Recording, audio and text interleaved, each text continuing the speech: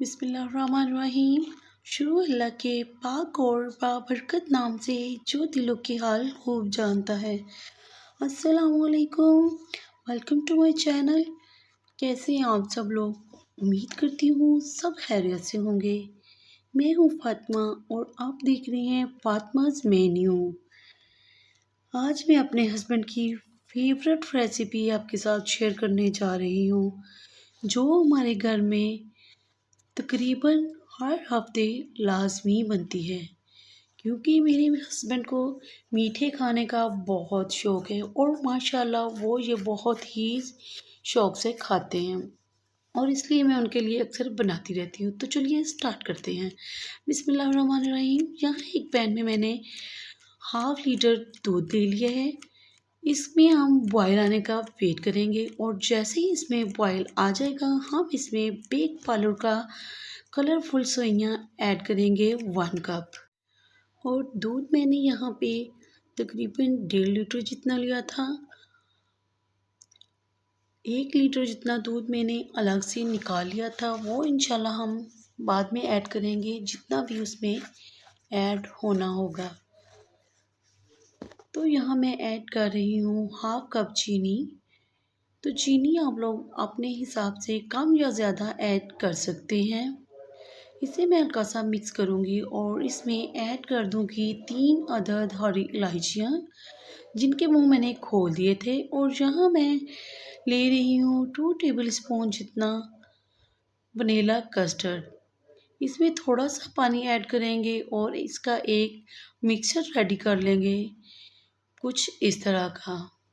ये आप लोग देख लें कि मिक्सचर बिल्कुल स्मूथ होना चाहिए, इसमें कोई गुठली या लम्स नहीं होना चाहिए। ये रेडी करके हम इसको रख देंगे एक साइड पे। और अब हम चेक करते हैं अपनी सेवइयों की कंडीशन। तो देखिए माशाल्लाह से इधर हमारी सेवइयाँ काफ़ी हद तक पक चुकी हैं। दूध सारा तकरीबन इन्होंने पी लिया है। अब मैं इस पॉइंट पे गर्म दूध के 3 कप इसमें ऐड करूँगी। आप लोग देख लें मैंने कप दूध का डाला है और साथ ही बबल्स बन रहे हैं। इसका मतलब है कि दूध हमारा अभी काफ़ी गर्म है। तो आप लोगों ने भी दूध गर्म ही ऐड करना है, ठंडा दूध बिल्कुल ऐड नहीं करना।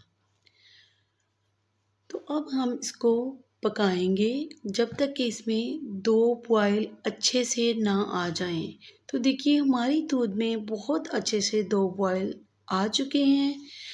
अब इस पॉइंट पे मैं इसमें ऐड करूँगी कस्टर्ड वाला मिक्सचर। ये हम एक साथ नहीं डालेंगे, बल्कि हम इसे थोड़ा थोड़ा करके डालेंगे और चम्मच साथ साथ चलाते रहेंगे। और जैसे ही हम सारा मिक्सचर ऐड कर देंगे तो हम इसे 5 मिनट के लिए पकाएंगे। चम्मच वक्फे वक्फे से हिलाते रहेंगे ताकि हमारा डेज़र्ट लगे नहीं। तो देखिए माशाल्लाह से हमारा डेज़र्ट काफ़ी हद तक गाढ़ा हो चुका है। इससे ज़्यादा गाढ़ा हमने बिल्कुल भी नहीं करना, क्योंकि अगर हम और इसे थिक कर लेंगे तो ठंडा होने के बाद ये बिल्कुल जम जाएगा। तो यहाँ मैंने थोड़ा सा रेस्ट दिया है ताकि ये थोड़ा ठंडा हो जाए, लेकिन ये डेज़र्ट अभी भी बहुत गर्म है। आप लोग इसे बिल्कुल ठंडा करके फिर डिश आउट कीजिएगा। मुझे तो जल्दी थी, मैंने आप लोगों को दिखाना था, सो मैं इसे इसी कंडीशन पर डिश आउट कर रही हूँ। यहाँ पे मैंने लिया है डेसिकेटेड कोकोनट और मैं इसको डेकोरेट करूँगी अपनी मर्ज़ी से। और आप लोग कोकोनट की जगह पिस्ता या फिर बादाम भी ले सकते हैं। 2 टेबल स्पून मैंने कोकोनट लिया था, आधा मैंने ऐड कर दिया है और जो आधा बचा है उसमें मैंने चंद ड्रॉप्स ऐड किए हैं जामे शीरी या फिर रूह अफ़ज़ा, जो भी आपके पास अवेलेबल हो।